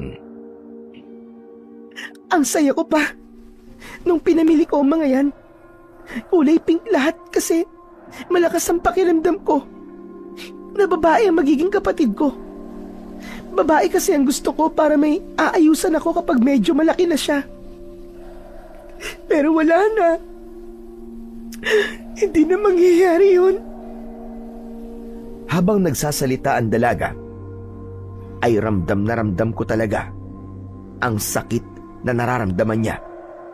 Hindi lang siya nawalan ng nanay, nawalan din siya ng kapatid. Pasensya ka na kung wala akong masabi para pagaanin ang loob mo. Hindi ko kasi alam kung anong dapat kong sabihin. Basta ang alam ko lang, alam ko kung gaano kasakit ang pinagdaraanan mo ngayon dahil naranasan ko na rin yan. Anong ginawa mo para makalimutan mo ang sakit? Hanggang ngayon nandito pa rin ang sakit. Siguro dahil hanggang ngayon ay hindi ko pa rin matanggap na wala na siya. Yung tao naman na inaasahan kong magiging karamay ko, wala siyang pakialam sa akin. Kaya naman umalis na lang ako sa bahay namin. Sa halip na intindihin, itinakwil niya pa ako bilang anak niya. Kaya ka ba nagpunta rito? Nagpunta ako rito dahil gusto kong lumayo muna sa magulo kong buhay at makapag-isip-isip. Pero babalik din naman ako sa amin. Ang lungkot din pala ng buhay mo. Kaya pala, nasabi mo na hindi lahat ng may pera ay masaya. Simula nang mawala si Mama, hindi na ulit ako nakaramdam ng totoong saya. Pero hindi halata sa'yo na hindi ka masaya sa buhay mo at may pinagdaraanan ka. Dahil katulad mo, ayoko rin na may makakita na mahina ako. Paano mo nasabi na ganyan ako? Kagabi sa terminal, alam kong umiiyak ka. Pero nagpunas ka muna ng luha bago ka umarap sa akin. Tapos ito, ngayon ulit. Nung buhay pa kasi ang nanay ko, palagi niyang sinasabi sa akin na kahit daw hinang-hina na ako, dapat hindi ko pa rin yun ipakita sa ibang tao. Kaya minsan, kahit sa kanya, hindi ko pinapakita na nahihirapan ako. Nasanay ako na sinasarili lang ang mga problema ko. Pero minsan pala, kailangan mo rin bawasan ang bigat ng sakit na nararamdaman mo. Ayaw mo ba subukan? Ang umiyak? Ayoko. Isang paraan lang ang alam ko para maglabas ng sakit. Pakikipagbasag ulo? Ganun ba? Parang ganun na nga. Kaya pala kinawawa mo yung mga kalibulan kagabi. At ang saya mo pa kagabi, kahit puro sugat ng katawan mo. Ang mga salot na yun, sila pala ang pumatay sa nanay ko. Sa susunod, ako na ang makikipagpatayan sa kanila. Anong sa susunod? Napatay ko na yun lahat, hindi ba? Hindi ba nabanggit sa'yo ni Lolo Ambo na meron pang iba? Marami raw yun sila. Kaya nga mas lalong natakot ang mga tao matapos nilang makita na may napatay tayong kauri ng mga kalibulan. Siguro raw, nasusugod yung iba para magiganti. Walang nabanggit sa akin si Lolo. Kung totoo yung sinasabi mo, dapat pala tayong maganda. Anong maganda? Hindi ka aalis? Aalis? Saan naman ako pupunta? Nanganganib na ang buhay mo rito. Sa susunod na sumugod ng mga kalibulan, sigurado ako na walang sino man sa mga taga rito makakaligtas. Kaya tumakas ka na. Anong tumakas ang sinasabi mo, Nadine? At kung nanganganib pala ang lahat, bakit ako lang ang tatakas? Paano ka? Paano ang mga tao rito? Ayos lang sa akin kahit mamatay na ako. Wala na rin naman akong pupuntahan. Wala na rin si nanay. Pero ikaw, may mahal ka pa sa buhay na pwedeng balikan. Hindi ako tatakas. Lalo na ngayon nasa bingit ng kamatayan pala ang lahat ng tao rito. Dahil sa ginawa kong pagpatay sa mga halimaw na yun. Kung ganun ikaw ang bahala. Matagal pa naman bagong susunod na kabilugan ng buwan. Posible pang magbago ang isip mo. Hindi na magbabago ang isip ko, Nadine. Hindi ko ugaling tumakas sa lahat ng uri ng laban. Doon na natapos ang pag-uusap namin ni Nadine. Dahil hindi na siya ulit nagsalita, kaya hindi na rin ako umimik. Napatingala ako sa langit nang bigla yung magliwanag dahil sa biglaang pagkidlat. Hudyat yun, nauulan. Nadine, hindi pa ba tayo uuwi? Malapit ang dumilim at mukhang uulan pa. Balik na lang ulit tayo bukas. Malapit lang naman eh. Nanatiling walang imik ang dalaga, pero tumayo ito at naunang maglakad. Nang makarating kami sa bahay ni Lolo Ambo, ay doon lang ulit ito nagsalita. Lolo Ambo, uuwi lang po muna ako sa bahay namin. Aba, bakit ka uuwi? Sinabi ko naman sa'yo, hindi ba? Dapat pwede kang tumuloy dito hanggat hindi pa naayos ang bubong ng bahay ninyo. Sa may kusina lang naman po banda na alis ang bubong. Buo pa rin naman po ang bubong sa kwarto. Kaya may matutulugan pa po ako. Sige po, alis na po ako, Lolo Ambo. Ngunit hindi pa man nakakatatlong hakbang ang dalaga, ay humarang na ako sa daan niya. Ops! Hindi ka pwedeng matulog doon mag-isa, delikado. Dito ka na muna. Huwag ka mag-alala. Matagal pa ang susunod na kabilugan ng buwan. Kaya walang mangyayaring masama sa akin. At isa pa, gusto ko kasi munang mapag-isa. Tumingin muna ako kay Lolo Ambo. At nang tumango ang matanda, ay saka ko lang ulit binalingan si Nadine. O sige, kung yan ang gusto mo, hatid na lang kita ron. Huwag na, Carlo. Hindi ka pa magaling. Magpahinga ka na lang. O siya, paano? Alis muna ako. Mang Ambo, alis na po ako. Nang lampasan ako ng dalaga, ay sinundan ko na lang siya ng tingin. Kung ako lang ang masusunod, gusto ko sana siyang samahan. Pero sa kanya na nanggaling na gusto niya munang mapag-isa, kaya hindi ko pwedeng ipilit ang gusto ko. Huwag ka mag-alala, Apo. Walang mangyayaring masama sa kanya. Katatapos lang ng kabilugan ng buwan, kaya matagal-tagal ulit bago may bumalik na kalibulan dito sa baryo. Sabihin na natin ganun nga, Lo. Pero may pinagdaraanan kasi siya. Baka mamaya kung anong maisipin niyang gawin sa sarili niya. Baka Diyos na batayang sila din. Kaya alam kong hindi niya gagawin yon. Dahil alam niyang kasalanan yon. Sana nga po, Lo. Pupuntahan ko po kagad siya bukas ng umaga para kumustahin. Ayos! Magandang ideya ang naisip mong yan. Siya nga po pala, Lo. Totoo po ba na susugod po ang mga kalibulan para ipaghiganti po ang mga kauri nila na napatay ko? Yan ang nakikita kong magyayari, Apo. Dahil pamilya ang tingin nila sa isa't isa. Kaya sa oras na may hindi bumalik na isa sa kanila, siguradong lalabas sila sa gubat para alamin ang nangyari. Yan din ang tingin ng iba pang mga matatanda rito sa lugar na ito. Kaya nababahala sila sa posibleng mangyari na maaaring maghiganti ang mga kalibulan. Nasa na po ba yung mga bangkay ng kalibulan? Ililibing na lang po ba natin para hindi makita ng mga kasamahan nila? Kahit ilibing natin sila ng ilang metro sa ilalim ng lupa, maaamoy at maaamoy yun nila. Sinunog na namin kaninang umaga ang mga katawan. Gayunpaman, alam namin na malalaman pa rin nila yon. Kung ganun, Lo, lumikas na po kayo. Sabihan niyo po mga tao habang matagal pa bago sumapit ang kabilugan ng buwan. Para naman maiwasan natin ang pagdanak ng dugo dito.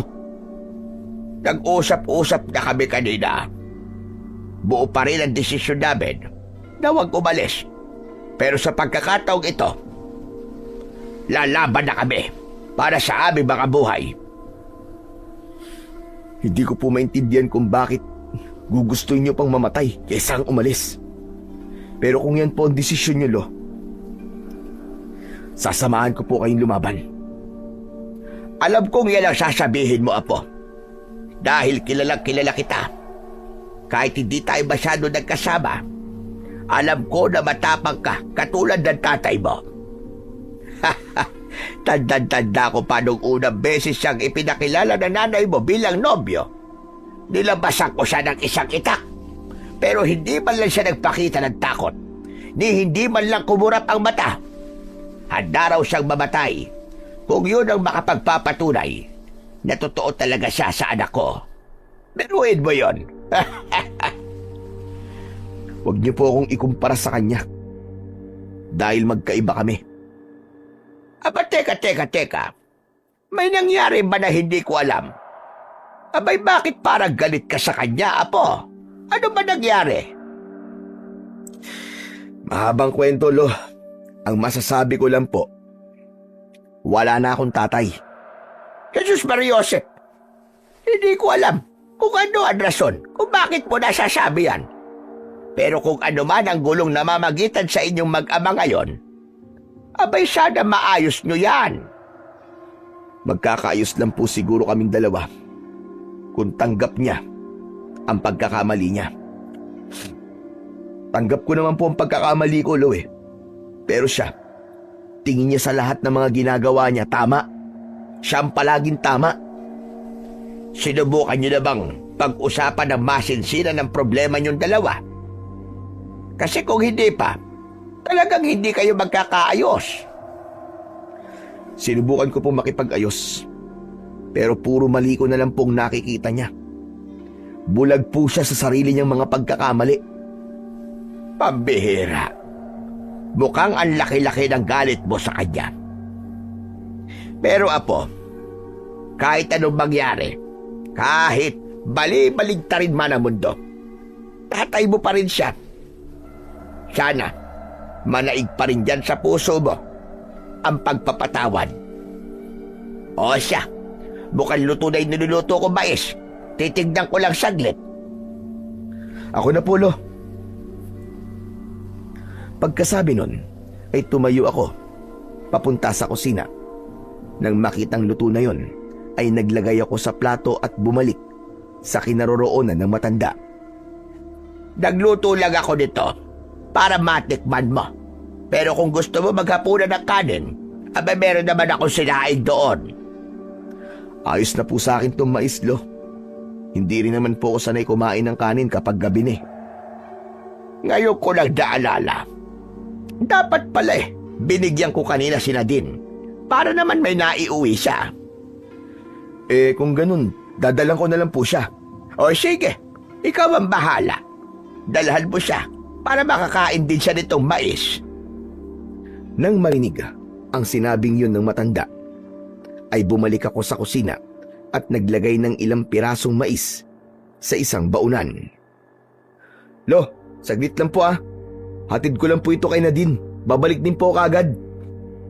O sige, mag-iingat ka. Pagkasabi nun, ay lumabas na ako ng bahay. 7:00 pa lang ng gabi, subalit tahimik na kagad ang paligid at nakapinid na lahat ng pinto at bintana ng bawat bahay. Hindi kalayuan ang bahay ng dalaga, kaya makalipas lamang ang 2 minutong paglalakad, ay nakarating na ako sa tapat ng bahay nito. Ilang beses akong kumatok bago bumukas ang pinto. Natutulog ka na ba? Pasensya sa storbo ah. May dala akong mais. Pinabibigay ni Lolo. Hindi ka na sana nag-abala pa. Pero salamat, Carlo. Walang anuman. O sige, una na ako ah. Isara mo na ulit ang pinto. Sige, pakisabi kay Mang Ambo. Salamat. Tumango lang ako bilang pagtugon sa sinabi nitong yon. Hinintay ko munang isara nito ang pinto bago ako tumalikod at naglakad pabalik. Saktong pagdating ko sa bahay ay saka naman bumuhos ang malakas na ulan. Hindi ko tuloy maiwasang mag-alala para sa dalaga, lalo na't sira ang bubong ng bahay nito. Hindi ka pa ba matutulog, Apo? Abay, mauuna na ako. Kanina pa akong inaantok. Sige po, Lo. Sunod na lang po ako. Naupo muna ako sa tabi ng bintana at tumingin sa labas. Nang mga sandaling yun, parang bigla akong nakaramdam ng panghihina. Parang ngayon lang ininda ng katawan ko ang pagod. Ang dami palang nangyari sa loob ng isang araw at isang gabi. Nagtagal pa ako ng ilang minuto sa tapat ng bintana bago ko yun isinara.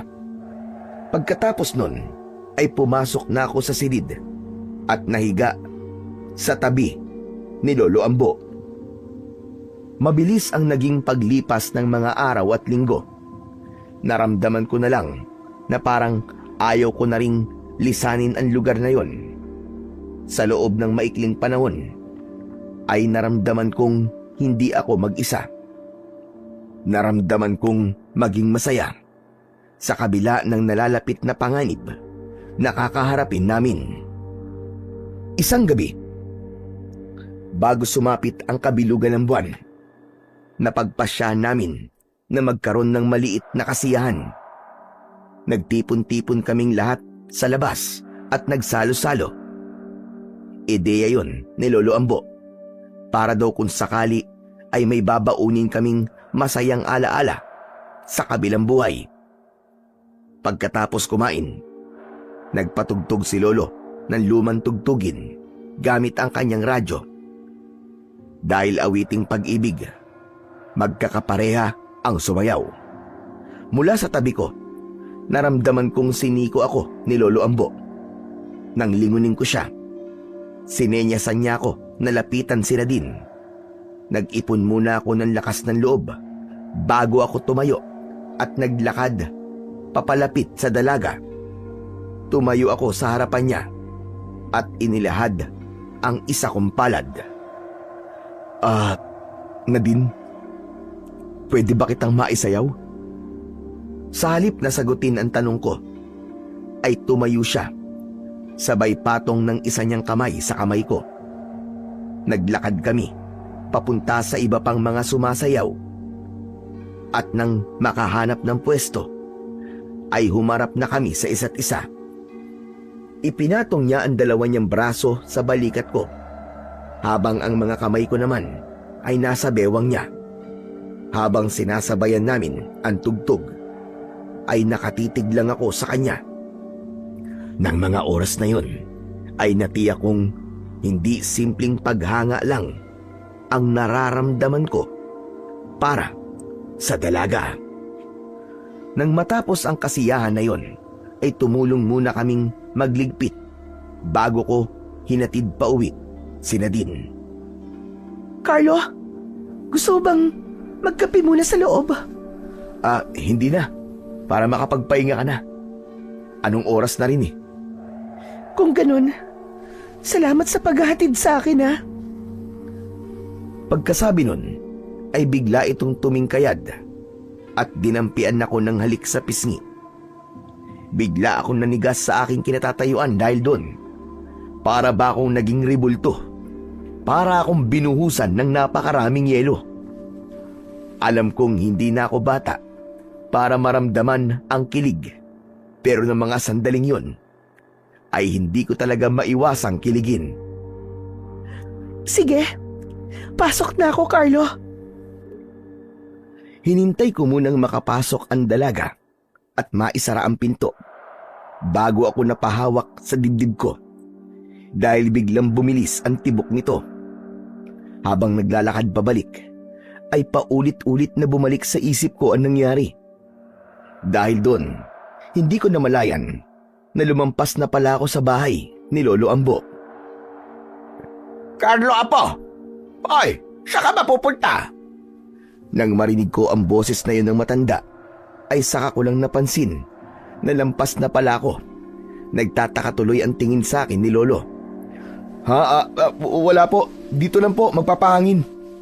Bakit parang wala ka sa sarili habang naglalakad? Halika na nga rito. Abay, kanina pa kitang hinihintay eh. Napakunot ang noo ko dahil sa sinabing yun ng matanda. Naglakad ako papalapit at pagpasok ko ay saka ko nakita na naroon ng ilan sa mga kalalakihan sa lugar namin. Nandito raw sila dahil gusto nilang iasa sa iyo ang tungkulin na talunin ang Panginoon ng mga kalibulan. Naniniwala sila sa kakayahan mo sa pakikipaglaban na po. Panginoon? Tama bang narinig ko? May Panginoon sila? Oo, Apo. Ang pinakamatanda sa kanilang lahat. Higit itong mas mabilis at malakas kumpara sa iba. Kaya itinuturing nila itong pinuno. Saglit akong nawalan ng imik. Iniisip kong dapat ko bang tanggapin ang alok ng mga kausap ko. Kung totoo ang sinasabi ng mga ito na pambihira ang lakas ng nasabing aswang, siguradong wala akong pag-asang manalo. Kung tatanggapin ko po yung sinasabi nyo, para ko na rin po kayong pinaasa na kaya kong talunin ang aswang na yon. Ayoko po kayong mabigo dahil sa akin. Naniniwala kami sa katapangan mo, Apo. Kung sakali mang hindi ka magtagumpay, kasama mo pa rin kami hanggang sa huli. Kung ganun sige payag na po ako. Pero hindi po ako nangangako na kaya kong manalo. Ang maipapangako ko lang ay gagawin ko ang lahat ng makakaya ko. Sapat na sabi nyo na po. O siya, sige na. Magsiuwi na kayo mga kasama at baka inihintay na kayo ng mga asawa ninyo. Bago umalis ang mga bisita, ay lumapit muna sila sa akin at nagpasalamat. Sinabi ko naman sa kanila na saka na lang sila magpasalamat sa akin kapag tapos na ang lahat. Nang wala na sila, ay nilapitan ako ni Lolo Ambo. Umamin ka na ba sa nararamdaman mo kay Nadine, Apo? Po, umamin? Ano po bang ibig niyo sabihin? Ay, nako. Huwag ka na magkailak sa akin. Pinagdaanan ko na rin yan. Alam ko may pagtingin ka sa kanya. Ano? Nagtapat ka na ba? Si Lolo talaga Pero Lo, hindi pa po Saka na lang siguro. Kapag maayos na po ang lahat. Anong saka na lang? Paano? Kung hindi ka na magkaroon ng pagkakataon, sige nga. Sa tingin ko naman, ay may pagtingin din siya sa'yo.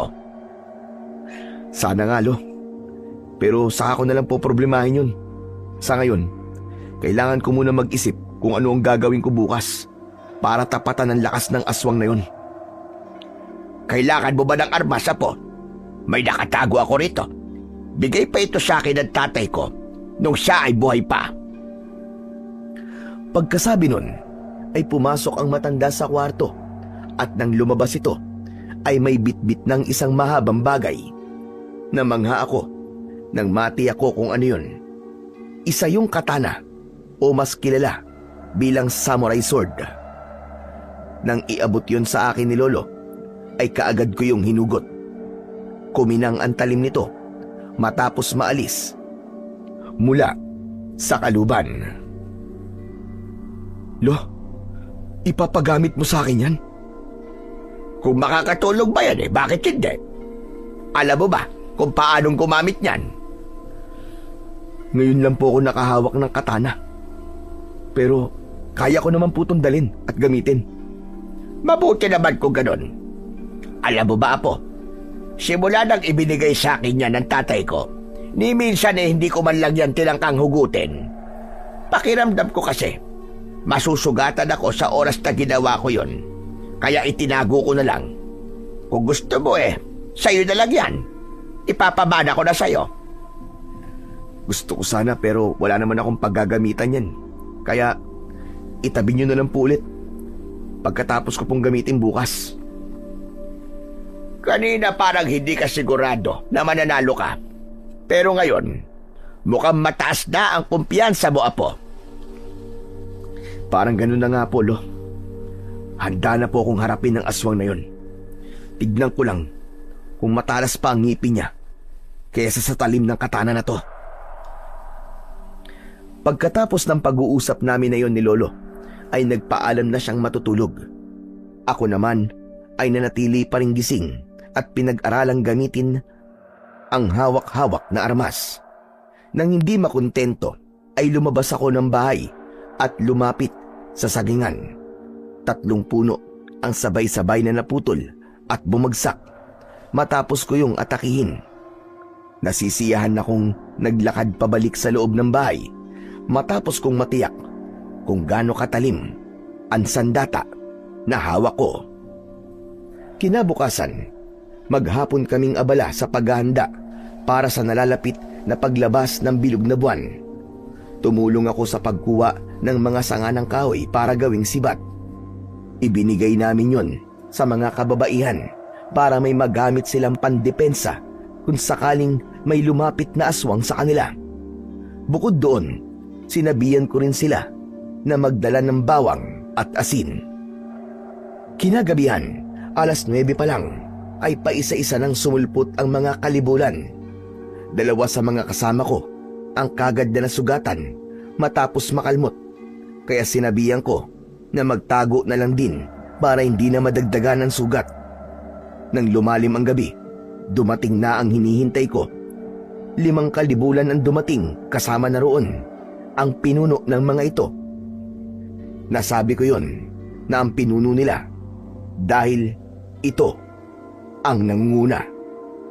Nang makita nito ang nakakalat na bangkay ng mga kauri nito, ay bigla itong umatungal sa galit.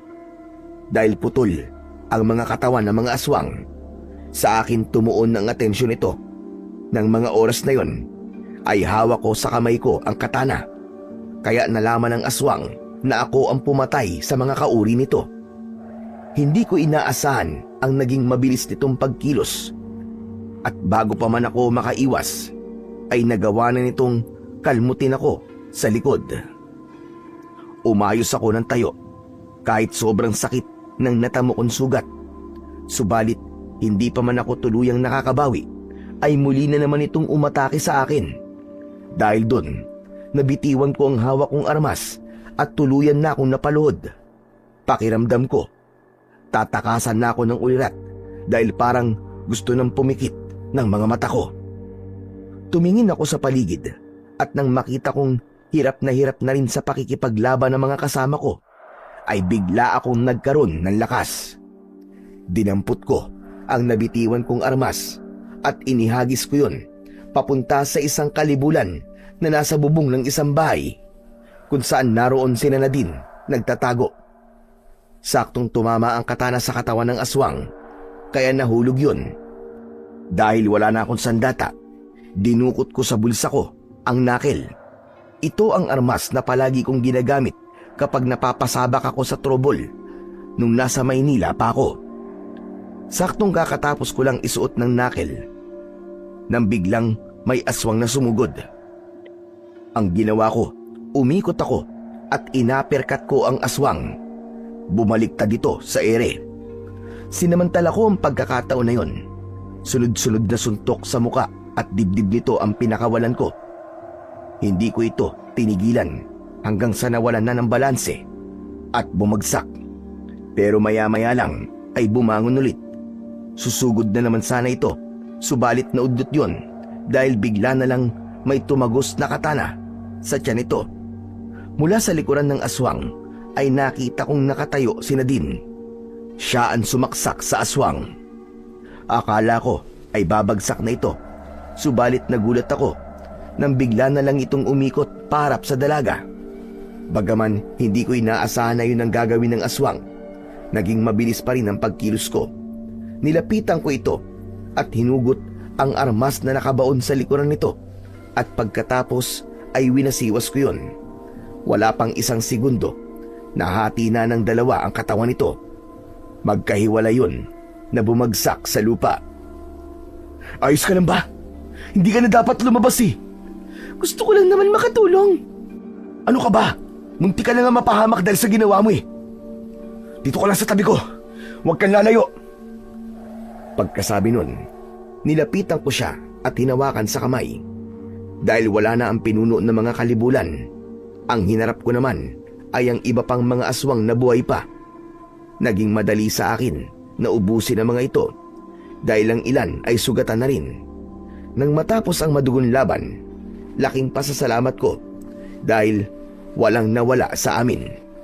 Pero halos lahat kami ay sugatan. Makalipas ang 3 buwan. Uy, ano na? Tititigan mo na lang ba ang bahay nyo? Hindi ka pa ba magdo-doorbell? Ilang minuto na tayo nakatayo dito sa labas Nag-aalangan kasi ako eh. Paano kung hindi na naman maging maganda ang pag-uusap namin? Ano ka ba? Ngayon ka pa ba atras? Ang layo ng biniyahe natin At isa pa, napag-usapan na natin to, hindi ba? Ang sabi mo, buo na ang loob mo na harapin siya. Oo nga. Pero paano kung ayaw niya pala akong makita? Bago ako umalis sa bahay na to, natatandaan kong itinakwil niya na ako eh. Tatay mo pa rin siya. Ilang buwan kayo hindi nagkita. Kaya sigurado kung namimiss ka na niya. Kaya sige na, mag-doorbell ka na para malaman na nila na nandito ka. Nagpakawala muna ako ng malalim na buntong hininga bago ko pinindot ang doorbell. Makalipas lamang ang ilang segundo ay bumukas ang pintuan ng bahay namin at mula roon ay lumabas si Tita Helena. Nang makita niya ako ay tumakbo siya kagad papalapit sa gate at binuksan yon. Nagulat pa ako nang bigla niya akong yakapin. Maluwa-luwa siya nang bitiwan ako. Mabuti naman at bumalik ka na, Carlo. Matagal ka na naming hinahanap. Ang akala namin, may nangyari ng masama sa'yo. Ayos lang po ako, tita. Si Papa po nandyan ba? Nasa kwarto. Halika kayo sa loob. Sigurado matutuwa yun kapag nakita ka. Ay tita, sandali. Si Nadine nga po pala, nobya ko. Nadine, siya si Tita Helena. Magandang araw po, ma'am. Anong ma'am? Simula ngayon, tita na lang ang itawag mo sa akin. Nobya ka ni Carlo, kaya pamilya ka na rin namin. Pakiramdam ko na mga sandaling yon ay biglang naglaho ang lahat ng sama ng loob ko kay Tita Helena matapos kong marinig ang sinabi niyang yon kay Nadine. Sa tingin ko, nabulag lang talaga ako sa galit ko noon kaya hindi ko nakita ang taglay niyang kabaitan. Pumasok kami sa loob ng bahay at dumiretso na sa kwarto ni na Papa. Biglang nangilid ang mga luha ko nang maabutan ko siyang nakaupo. Tulalang nakatitig sa labas ng bintana habang yakap-yakap ang litrato ko. Pagkaalis mo, sobra siyang nagsisi sa mga sinabi niya sa'yo. Kinabukasan noon pinuntahan ka namin sa tinutuluyan mo, pero hindi ka namin nakita. Hinanap ka namin kung saan-saan, pero hindi ka namin mahagilap. Ang akala niya ay may masama nang nangyari sa'yo. Kaya simula noon ay palagi na siyang tulala. Nang marinig ko ang sinabing yun ni Tita Helena, ay tuluyan ng pumatak ang mga luha ko na kanina ko pa pinipigilan. Naglakad na ako, papalapit kay Papa at huminto. Sa harapan niya mismo, nakita ko kung paano nagbago ang ekspresyon ng mukha nito nang makita ko. Naramdaman kong nanghina ang mga tuhod ko, kaya lumuhod ako at isinubsob ang mukha ko sa tuhod nito. Pa! Patawad, Pa! Patawad! Yun ang paulit-ulit kong binigkas habang umiiyak sa tuhod niya. Naramdaman kong hinaplos niya ang likod ko, kaya nag-angat ako ng muka. Umiyak na rin siya nang magtama ang mga mata namin. Ako ang patawarin mo, anak. Ang laki ng pagkukulang ko sa'yo. Naging makasarili ako. Sarili ko lang ang iniisip ko.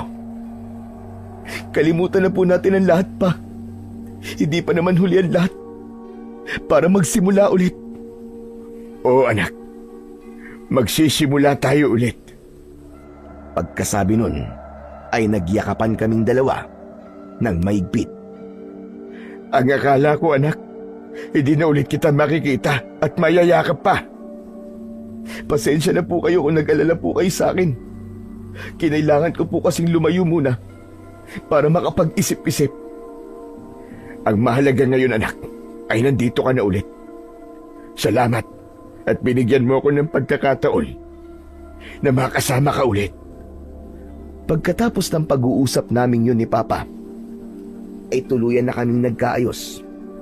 Bumalik na rin ang dating sigla sa katawan niya, kaya naging normal na ulit ang lahat. Makalipas ang ilang buwan, nagpakasal kami ni Nadine at bumalik kami sa Sitio Macabebe para dun bumuo ng masayang pamilya.